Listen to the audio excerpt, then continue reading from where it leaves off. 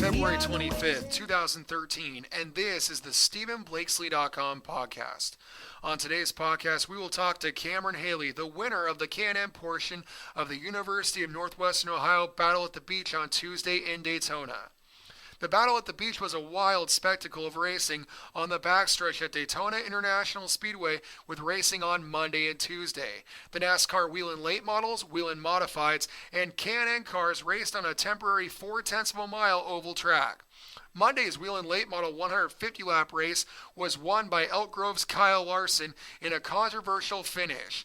Larson and race leader C.E. Falk made contact twice in turn 4 coming to the finish, with the second hit sending C.E. Falk for a spin.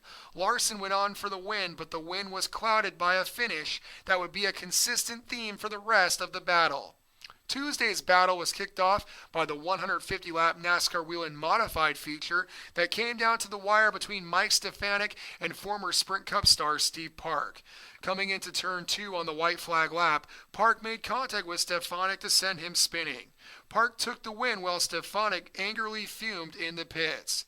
The finale for the Battle at the Beach was the main event, the NASCAR K&N Pro Series East and West for 150 laps. The race had many green flag laps compared to the other two events, but was again witness to several drivers getting turned around. Michael Self was the first car to be spun out, falling as low as 26th position. Derek Thorne and Greg Pursley were also spun out.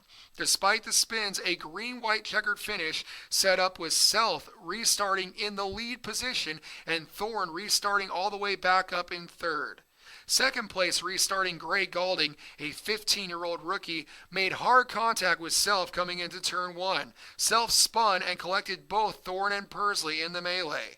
Galding looked to have the race in hand, but he overshot turn 3, allowing 16-year-old Cameron Hayley to get underneath him and win a door-banging battle to the finish. Cameron Hayley will run for the 2013 NASCAR K&N Pro Series West title with Gene Price Motorsports, and he'll be on the show a little bit later to talk more about his battle win. The 2013 season on the West Coast officially kicks off this weekend with several major events on tap. The NASCAR K&N Pro Series West will get their point season underway on Saturday night under the lights at Phoenix International Raceway. 32 entries have been filed for the 60-mile sprint race, including 8 Canadian drivers. Bill McAnally Racing will be fielding 4 cars, including championship contender Sergio Pena, being joined by special guest teammates Brandon McReynolds, the son of Larry McReynolds, NASCAR Canadian Tire Series champion DJ Kennington, and BMR development driver Jamie Krizik from Canada. Gray Galding, the K&N East regular, will bring his Krispy Kreme Toyota to Phoenix and hope to make amends after rubbing a lot of fenders at Daytona. The Northern California Sprint Car season kicks off Saturday with the Sherm Teller Memorial at Paul and Kathy Haas's Marysville Raceway Park. The event will include Wing 360s and Wingless Spec 360s in a double feature that should attract a great field of cars. StephenBlakesley.com will be on hand with live Twitter updates on the Twitter handle at StephenBlakesley, and we will have video coverage after the event as well. The highly anticipated 2013 USAC CRA season gets underway Saturday with the Copper on Dirt at Canyon Speedway Park in Arizona. As many as a dozen drivers will race full-time for the CRA crown this season, and this race will kick off that campaign. The race is co-headlined by the USAC National and Western Midgets, West Coast Late Models, and IMCA Modifieds as well in a stacked card. Rounding out the major events this weekend, in the opening weekend on the West Coast, will be the Lucas Oil Modified Series at Havasu 95 Speedway in Arizona, where several Northern California teams are expected. A large turnout is expected for the Lone Mart 100, including Nick Romano and David Crouch among the NorCal drivers planning to compete. Tomorrow on StephenBlakesley.com, we will release a preseason power poll for the California Sprint and Midget Power Poll on the West Coast. The media has made their picks for who is the hottest driver entering the 2013 season, and that driver will be released tomorrow. When we come back to the StephenBlakesley.com podcast, we'll talk to Cameron Hayley, the winner of the 2013 University of Northwestern Ohio Battle at the Beach. But first, a look at our sponsors. StephenBlakesley.com is brought to you by MotoWear International. Throughout the world of racing, there is a common thread. MotoWear, online at MotoWare.com. And also brought to you by Matt Jackson of Proline Pit Cards, the promoter of the Southwest Superlates, racing at Speedway Willow Springs for the 2013 season. For more information, visit swsracing.com. And we're back on the StephenBlakesley.com podcast, and we're talking to Cameron Hayley, the winner of the 2013 University of Northwestern Ohio Battle at the Beach. And Cameron, thanks for coming on our show. Thank you very much. So, of course, it's been a very busy time for you with getting involved with Gene Price Motorsports and starting this whole new journey for you in the Can-Am Pro Series West. And you started off with a win at the new race at Daytona. Tell us about that race. Well, you know what? It was just an incredible experience. I mean, at the second I unloaded the car off the truck, it was just fast right off the bat. And I mean, the whole time that weekend, we were just like, we need to save the car, we need to save the car. And I mean, about halfway through that race, the car was so beat up that I'm just like, you know what, the car doesn't matter anymore. I'm just going for the win. And I mean, coming down that last 100 feet is all I led, but that last 100 feet was probably the best 100 feet of my life. And I guess in a lot of ways, your main competition for this event had to be your teammate, Greg Pursley, who led most of the first half of the race before he got spun around. Did you really think going into this event that you guys were going to be this strong? It was kind of the Gene Price Motorsports 1-2 throughout all of the practices, the qualifying, the heat races. It seemed like your team really had this thing figured out. Yeah, you know what? I mean, we go to places like Iowa, and the East really kind of dominates the West. And, I mean, we're working to change that, but we really wanted to go here and show the East guys especially that us West guys can run with them. So we put a lot of effort in the off-season into ensuring that our cars were as best they could be going into Daytona. We actually went and set the track up with pylons in a parking lot to try and prepare for this race. So we weren't fully sure how we were going to do, but we were definitely confident we were going to be fast, and definitely work to our advantage throughout the race.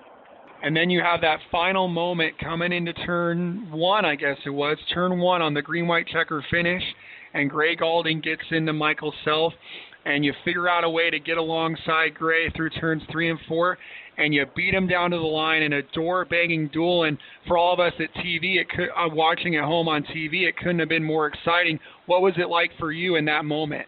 That moment was the craziest moment of my life, I have to tell you.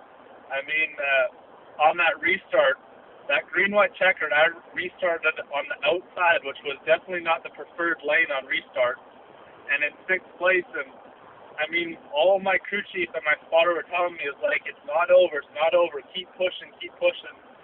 And when that happened on the last lap going into turn 1, I'm like, this is my chance.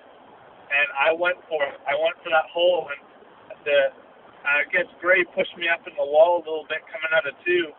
And just he went into corner 3 and 4 a little hot, and I capitalized on it. And I mean, like I said before, I'm pretty sure that last 100 feet was the only 100 feet I led that whole race. And it was just, I mean, when I crossed that start-finish line, it was probably the most amazing moment of my life. It was incredible. And so I have to ask you, if you look at all these races, it all came down to final lap deals with guys getting spun around. And, of course, there was a lot of talk about Kyle Larson in that late model race. From your point of view as a young driver coming up through short track late model racing, what did you think of all of that? Did you think that that was kind of fair play on what Kyle Larson did? What's your take on that? Well, you know, it's really hard to say. I mean, I've always, my whole life, racing cars, I've always prided myself on racing clean. If that were me in that position, I mean, it's really hard to say. You have a lot on the line. You really want to win that race, but I mean, me personally, I don't think I would have dumped them, but I guess it's kind of a judgment call you have to make when you get there. That's not how I'd race, but I mean, I guess every person's a little bit different. We're on the phone with Cameron Hayley, the winner of the inaugural Battle at the Beach, the 16-year-old out of Canada, getting the win, driving for Gene Price Motorsports. Cameron, one of the things I noticed is it seemed like this track had a little bit of similarities to the racetrack you guys run in New Mexico, and also a little bit like Lake Havasu Speedway. Do you think that the experience that the West guys have on the bull rings was one of the main reasons that the West was so successful? I think it definitely was. I mean, we were comparing West and East schedules, and the East guys definitely have a lot more long track experience. And, I mean, us West guys have a lot more short track experience. And like you said, I definitely think that definitely played a role in the West cars being a lot better. But, I mean, I don't think it really mattered too much. We just put a lot of effort into making our cars the best they could be, and it definitely paid off. So, Cameron, when we talked in November, you were, of course, very excited about going into this season with Gene Price Motorsports and taking over Dylan Kwasniewski's seat. Well, you guys go out there and you're 1 for 1 now. You have one start with GPM and you have a victory. I have to think you are very excited about this upcoming season now. Oh, I'm extremely excited. I mean, that Cameron Hayley Ford Fusion was just, I mean, it was on the rail this weekend, and Gene Price at Gene Price Motorsports gave me a great car to work with. Like I talked to you back in November, I have my new crew chief, Jeff Jefferson, who I've been wanting to work with for a while. And I mean, from the second I went out there for the first time with him as my crew chief, we just had that connection. And I think we displayed that this weekend. And going into these next few races, especially Phoenix, we're really excited to go there. And we have an amazing car that they just put together over the winter here. So we're going to go there and hopefully knock off some more wins throughout the season. Now, that race coming up in Phoenix, that's only in a couple of days, in all honesty. When do you guys leave for that event? I'm going to be leaving on Thursday for that. So you have to kind of take your whole mindset from being at a short track where it was sort of a survival race to now going to the biggest track on the K&N circuit that you guys run on the K&N West series, and kind of a sprint race still. It's only 60 laps. That's a big difference between what you just experienced at Daytona. Oh, for sure. I mean, that on top of, I mean, I'm still on the high from Daytona. Like I said, it was the most amazing experience of my life. So I really need to focus on Phoenix now. And although I'm still so happy about Daytona, I really kind of need to put that in the back of my mind right now and focus on Phoenix. That's going to be our first points race, and we want to start that year off on the championship leader and a win in there. So we definitely need to focus here coming up for Phoenix. And I think I've asked you about this before, about how it works for you with your school life, being 16 years old. I think about it, and you came back to school this week, I guess, for a couple of days. But it must be a weird feeling being back at school, but you're a Daytona winner, and you're still in high school. Oh, yeah, it's amazing. I mean, the support back here in Canada is amazing. I mean, I wasn't in Canada for 10 minutes, and I got at least 100 texts congratulating me. And, I mean, every day, people who I don't even know were coming up to me and saying congratulations. And, I mean, the support here in Canada and the U.S., all my fans everywhere, is just overwhelming. And it's just, like I tweeted yesterday, I said, a couple days ago, I was holding the Battle of the Beach trophy at Daytona, and now I'm sitting here doing schoolwork. I mean, it's just incredible. It's pretty cool.